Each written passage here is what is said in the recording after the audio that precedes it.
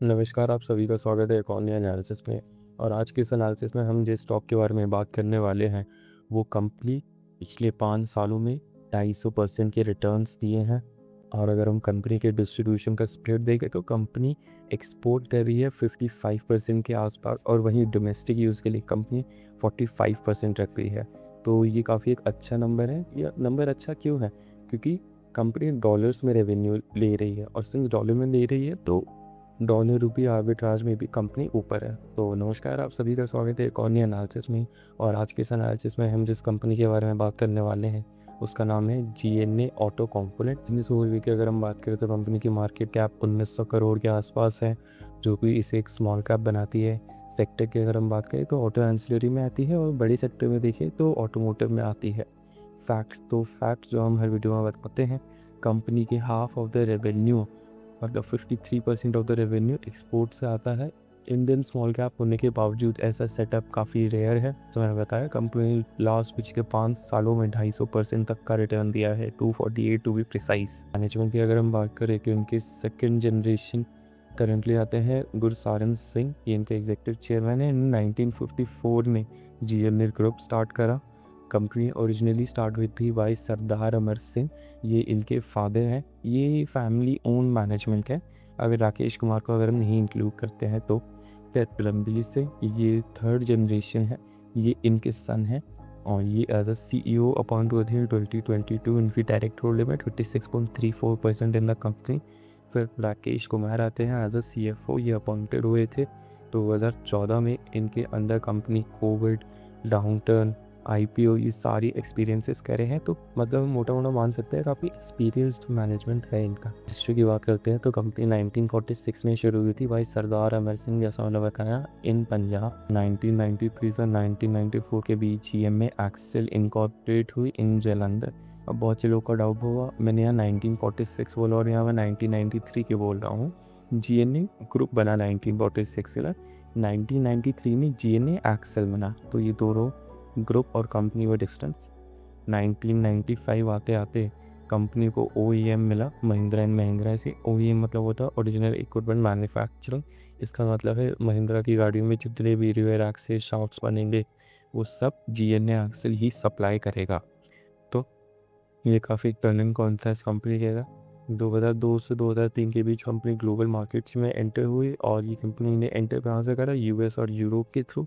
2016 आते आते company list हुई BSE और NSE में एट 207 रुपये के आसपास। कंपनी में टोटल मोटिव था रेस करने का 130 करोड़ के आसपास। 2024 में कंपनी ने 400 करोड़ का केपेक्स अनाउंस करा आफ्टर अप्रूवल। और 2025 में करेंटली कंपनी EV मार्केट्स में आने का कामकाज कर रही है और उसके ही लिए कंपनी ने अपनी सब्सिडी कंपनी खोली है GNA मोबिलिटी एंड सब्सिडी। अगर बढ़ते हैं लोकेशंस की अगर हम बात करते हैं तो कंपनी की करेंटली 2 मैन्युफैक्चरिंग लोकेशंस है और दोनों पंजाब में है। पहला होशियारपुर और दूसरा कपूरथला में।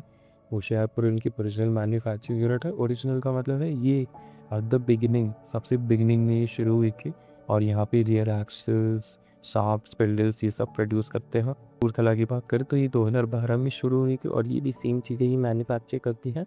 ये जस्ट एज एक्सपेंशन पार्ट में इन्होंने एक और मैन्युफैक्चरिंग यूनिट खोली थी। टोटल रेवेन्यू की अगर हम बात करें तो कंपनी का रेवेन्यू जैसे स्टार्टिंग में मैंने बताया 55% एक्सपोर्ट से आता है, 45% डोमेस्टिक से आता है। काफ़ी अच्छा कॉम्पोजिशन है इनका। अगर मैं डोमेस्टिक क्लाइंट्स के बारे में बताऊं तो महिंद्रा एंड महिंद्रा, टाटा, आइशर, अशोक लीलैंड जैसी बड़ी बड़ी कंपनीज इनके साथ है। और वहीं अगर मैं ग्लोबल एक्सपोजर की बात करूँ तो अमेरिकन एक्सिम, CNH जैसी बड़ी कंपनीज भी इनकी ज्वाइंट लिस्ट में है। सेक्टर एनालिसिस की बात करते हैं तो करेंट सेक्टर की वैल्यू 6.14 के आसपास है और रिपोर्ट सेक्टर की बात कर रहा हूँ ऑटो एंसिलरी की। और ये सेक्टर बढ़ रहा है विद CAGR 10.5% के आसपास। एक्सेल शॉर्ट्स का CAGR अगर मैं बताऊँ तो 11.5% से 1% ऊपर। GNA का अगर मैं स्प्लिट दिखाऊँ तो GNA इंडियन MHCV मतलब area van higher commercial vehicles, क्योंकि प्रोडक्ट लिस्ट में मिड ट्रक्स के लिए 10.5% की डिमांड है और वहीं हैवी ट्रक्स में वो 8.4% का डिमांड रखते हैं। नॉर्थ अमेरिका की अगर हम बात करें तो वहाँ ऑर्डर्स कंपनी के बढ़ रहे हैं। 130% के ऑर्डर्स मिले हैं, ईयर ऑन ईयर ग्रोथ हुई है इनके ऑर्डर्स की। और अगर हम इस सीज़न की बात करें तो 15% से इनके ऑर्डर बढ़े हैं। और जैसा मैंने आपको बताया कि इंडियन डोमेस्टिक क्लाइंट्स कौन हैं, अमेरिकी इंटरनेशनल क्लाइंट्स कौन हैं, मैं आपको कुछ पॉइंट्स बताने वाला हूँ कि जैसे इंडिया का ऑटोमोबाइल सेक्टर जो है 6% इंडिया की जीडीपी में कंट्रीब्यूट करता है, और इंडिया का जो ऑटो एंसिलरी वाला पार्ट है वो 2.3% इंडिया की जीडीपी में कंट्रीब्यूट करता है।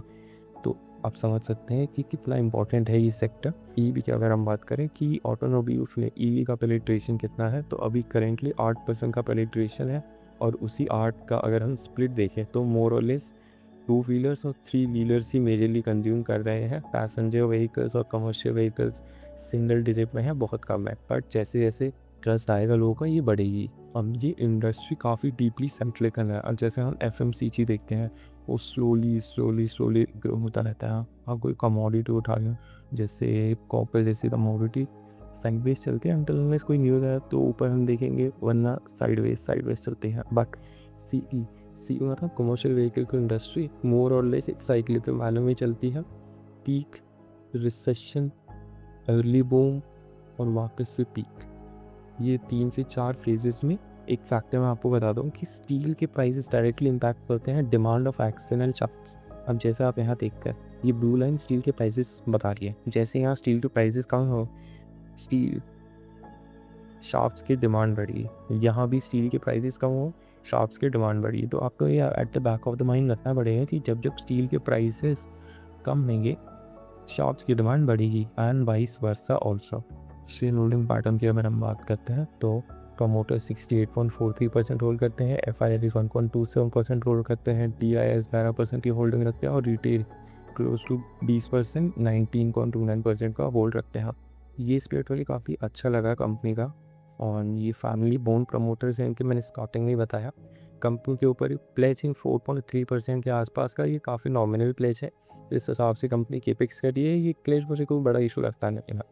XDSC small cap fund currently यहाँ पे 10% के आसपास की होल्डिंग रख रहा है, और म्यूचुअल फंड कलेक्टिव 11% 11.3% की होल्डिंग रख रहा है।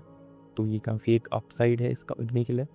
रणधीर सिंह, जैसा मैंने मैनेजमेंट में बताया कि सिंगल लार्जेस्ट प्रमोटर है, होल्डिंग 36.34%। तो प्रमोटर्स का भी इतना इन्वॉल्वमेंट किसी कंपनी में, ये भी प्लस पॉइंट होता है, फंडामेंटल्स में आते हैं। और अगर PE की बात करें तो करेंटली इसका PE 16.76 के आसपास है, और वहीं एवरेज देखें तो एवरेज GNA का PE कहाँ रहता है 14 के आसपास। और करंट अगर हम सेक्टर का PE देखें तो 18.2x। तो मोर और लेस मैं ये बोल सकता हूँ कि इसका PE ना ही अंडर वैल्यू है और ना ही ओवर वैल्यूड है। यहाँ पे मैंने चार्ट से भी एक्सप्लेन करा है। अभी करेंटली अगर इसका हम PE देखें तो नॉर्मल में ही लाई कर रहा है, ना ही ओवर वैल्यूड है और ना ही अंडर वैल्यूड है। PEG की बात करते हैं, PEG हमने कैलकुलेट करा 3 साल का, तो 3 साल का PEG 1.01 आ रहा है, और वहीं 5 साल का PEG 0.42 आ रहा है। अब इन दोनों में आपको काफ़ी बड़ा डाउट आ सकता है कि 1 का मतलब होता है फेयरली वैल्यूड, क्या होता है फेयरली वैल्यू, और 5 साल का अगर हम देखें तो अंडर वैल्यू, इसमें जो हम खरीद सकते हैं। इन दोनों में से हम कौन सा चूज़ करें? इसमें हम 3 साल वाला चूज़ नहीं करेंगे। क्यों नहीं करेंगे? क्योंकि इसके अंदर कोविड के नंबर्स, और कोविड में नंबर्स काफ़ी इन्फ्लेट होकर आए थे, तो उससे हम वो नंबर इंक्लूड नहीं करेंगे। तो हम 5 साल का PE देखेंगे तो 0.42 आ रहा है, ये कि अंडर वैल्यूड है, तो ये गुड टू बाय ये लग रहा है। इंट्रिंसिक प्राइस हमने 14 से 18 का PE लेके हमने कैलकुलेट करा है, तो एज की इंट्रिंसिक प्राइस आ रही है 364 से 468 के बीच। करंट मार्केट प्राइस है 436, तो एक रेंज में लग रहा है, ये बाइंग जोन की रेंज में है अभी करेंटली। कि इसकी अगर हम बात करें तो 2014 में कंपनी ने EPO दिया था 4.5 का, और वहीं करंट अगर हम देखिए तो EPS है 26% का।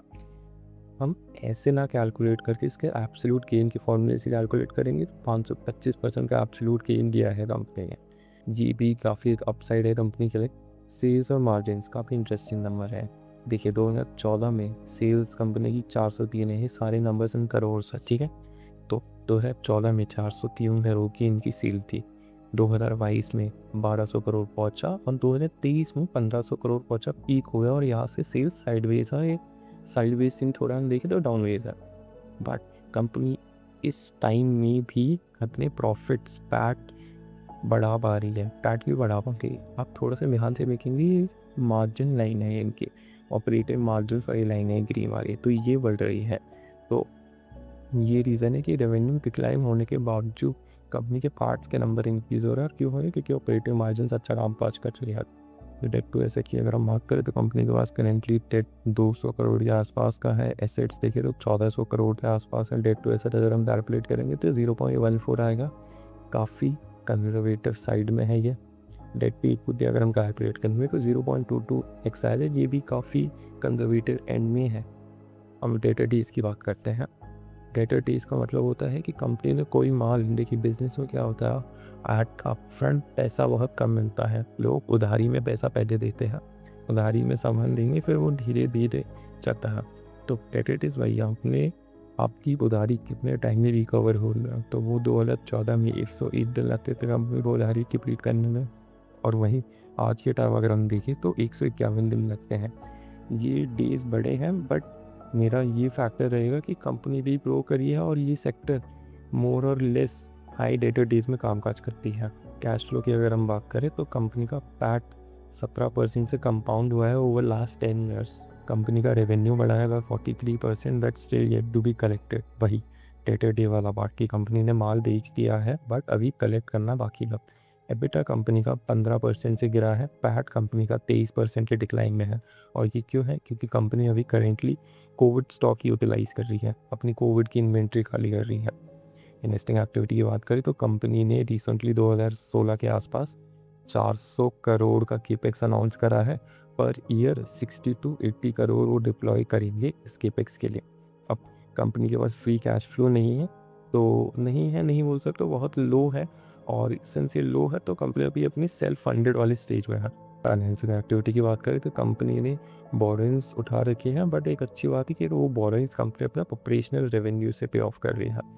अब कंपनी ने लॉन्ग टर्म डेट्स भी कंपनी के काफ़ी बढ़ रहे हैं सिग्निफिकेंटली, बट ये मुझे उतना एक रेड फ्लैग नहीं लग रहा, क्योंकि कंपनी 400 करोड़ का केपेक्स कर रही है despite of being very small. तो थोड़ा सा कंपनी ऊपर नीचे हो गया। कौन वाले सेक्शन में आएंगे तो मैं बताऊंगा, इसी पॉइंट के ऊपर मैं बात करूंगा।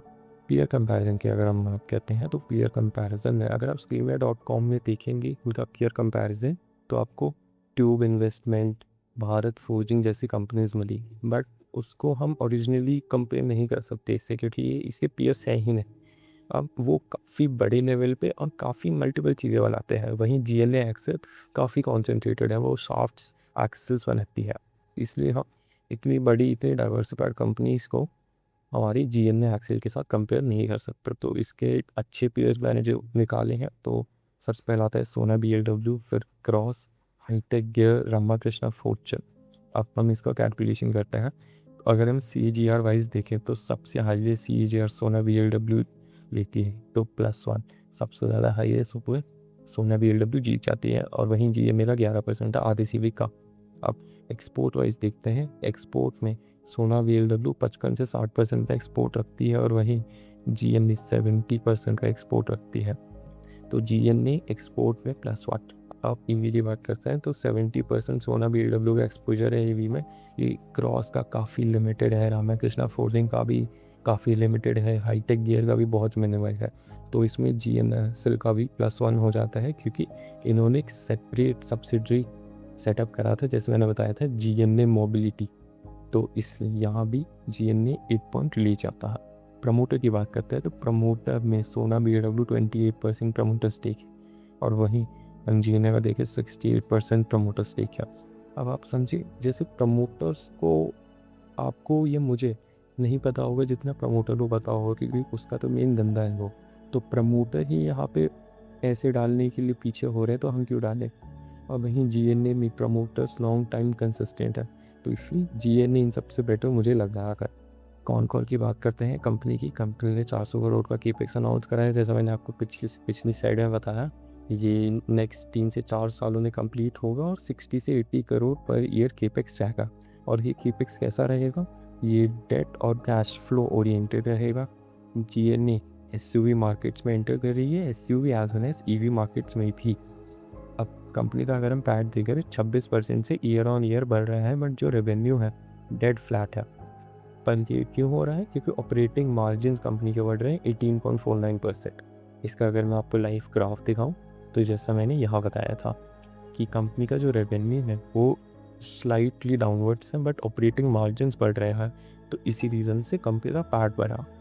इकरा ने कंपनी की रेटिंग रिवाइज करी है AA नेगेटिव, तो ये काफ़ी स्टेबल आउटपुट दिया है इकरा ने भी ऐसा। अब कंपनी का अगर हम डिस्ट्रीब्यूशन स्प्लिट देखें तो एशिया में 51%, नॉर्थ अमेरिका में 24%, यूरोप में 15% और साउथ अमेरिका में 10% की डिस्ट्रीब्यूशन कंपनी रहता है। उनके मैनेजमेंट्स ने एक चीज़ बताई है कि जो स्टील के प्राइजेस हैं अगर वो हैम्पर हुए तो वो दिखेंगी GNA में एट अ लैक। देखिए, अब जैसे मैं आपको एग्जांपल से बताता हूँ कि अभी स्ट्रेट ऑफ हॉर्मुज़ वाला जो हुआ था उसमें ऐसा तो नहीं हुआ था कि आज हुआ और कल ही बर्गर किंग, अपने मैकडॉनल्ड्स, इनके प्राइजेस बढ़ गए। क्यों नहीं हुआ? क्योंकि ये इन्वेंट्री रखते हैं आने से 3 से 4 साल, माँ कहिए 3 से 4 महीने की एडवांस में ये लोग इन्वेंट्री रखते हैं, तो इसलिए उतना इफेक्ट नहीं रहता। वही चीज़ GNA ने बताया कि कंपनी के पास इन्वेंट्री है, अगर आने वाले टाइम में स्टील प्राइसेस ऊपर नीचे हुए वो उतना दिखाएंगे या उतना फ़र्क नहीं पड़ेगा GNA एंसेल को, अनटिल और अनलेस वो लॉन्ग टाइम तक सस्टेन करेगा। अगर स्टील के प्राइसेस लॉन्ग टर्म में ही बढ़ गए तो GNA के स्टॉक में हम इफेक्ट देख सकते हैं। तो इसी के साथ हमारी यह वीडियो ख़त्म होती है। और वीडियो ख़त्म करने से पहले मैं आपको एक और चीज़ बताना चाहूँगा कि मार्केट में कोई भी निवेश करने से पहले अपने वित्तीय सलाहकार की राय ज़रूर लीजिए। Thank you.